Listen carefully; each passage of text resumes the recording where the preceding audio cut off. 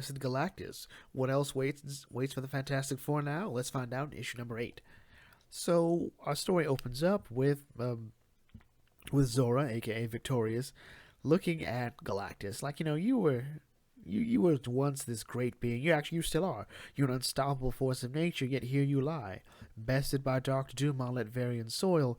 And she points out that, within one night, he has been bound to Latveria, and they're beginning to siphon his power off, siphon his cosmic energy off, to create a new, better Latveria. Then we see Doom talking to Reed Richards about exactly what he's done and how he's holding Reed down effectively.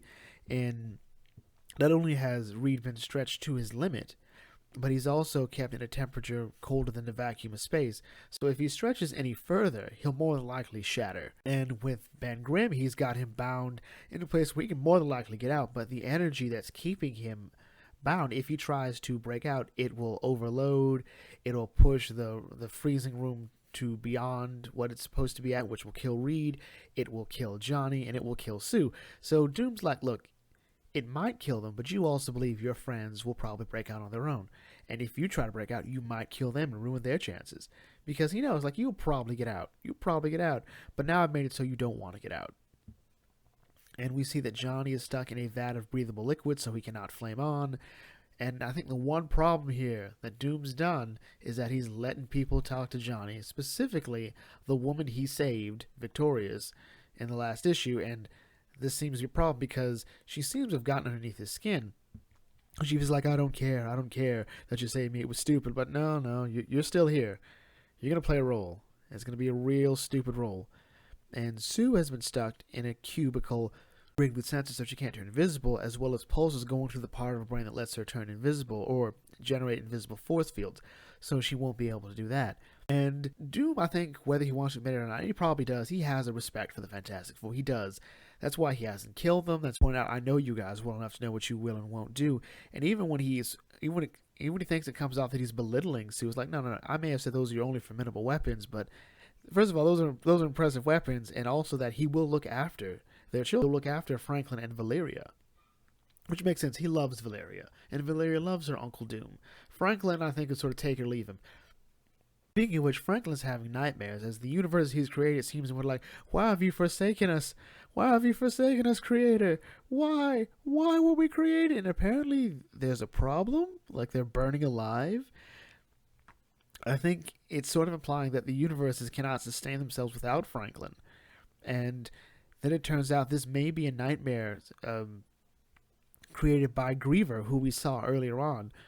And before the nightmare can go any further, maybe even the vision, he wakes up, and instead of telling Valeria about it, he decides to walk out. He says, he needs some air. He needs to get his head on. And this is ruining Valeria's plans because she's going to need some of that God power. And he points, and even Aunt Alicia isn't able to stop him, as he points out, yeah, you're right, you could ground me, but you're not going to be able to stop me, as he just sort of walks out. Meanwhile, on the Fact Channel International, they would like to apologize for Doom interrupting their broadcast, and that they have fixed the problem, looked into it, and it will not happen. And here comes Dr. Doom, saying that, people of Earth, I give you my word, this is the last time I shall interrupt your programming and petty distractions. I can inform you of some good stuff coming, alright? I have bested Galactus, and I'm siphoning off his power to create a better, stronger Latveria. Latveria will now become the most powerful nation on the planet. But hold on, we're not going to be jerks. We're not going to be jerks. I'm sending a middle finger to Wakanda and Atlantis, and the little slight apology letter to Asgard. But I'm here doing this for the betterment of Earth, all right? Because soon I'm going to create what is pretty much a space force. We're going to go into space, and yes, I am broadcasting this to neighboring galaxies because we're taking our rightful place in the universe here. We're going to become a major power here, and it's going to be great. It's going to be huge. We've got a lot of great things coming here, a lot of Doom things. Points out, yeah, some of you may think you should stop me. You should stop me because, well, some of you are just jealous. Black Panther, Thor, Namor, you're all just haters. But I'm here to let you know that if you do, I've already got the Fantastic Four. Don't come at me right now, all right? I'm on a roll. And that's when Reed comes up like, once again, you've miscalculated, Doom. All right, you haven't noticed, but there have been power surges growing in frequency, and those power surges will eventually destroy Latveria, knock Earth off its orbit, and end all life on the planet. You cannot contain the power of Galactus. He's a force of nature. And it turns out that is true. Galactus' power is fluctuating. And Reed points out again, once again, you've underestimated even us. And he says, like, Ben, have the faith. And Ben's like, I've always had it. Johnny, get ready. Johnny's got the faith. And Sue, you ready? And Sue's like, I'm ready. And she uses her invisible force field powers, which is mostly just, refracting of light. And she turns Doom's clothes invisible and exposing his not-so-charming body to the rest of it. I did not know Doom did not have lips. That I did not know. And Doom is not pleased as the comic ends. So this was it was awesome. I would have liked to see some more Doom being awesome. But whatever.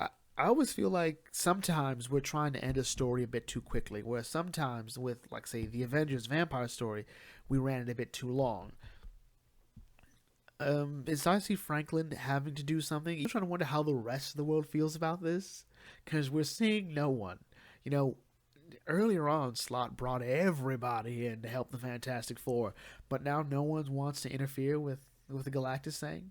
Everyone go like, well, we should help, but Doom said not to, so we probably shouldn't. I'm not quite sure what I wanted to see from this. I think I want to see something a bit more from this overall story, and maybe I wanted this to be a bigger story, But anyway, with that, I'm going to bring this video close here. If you're new to the Bucket Think Tank, feel free to like, comment, share, subscribe.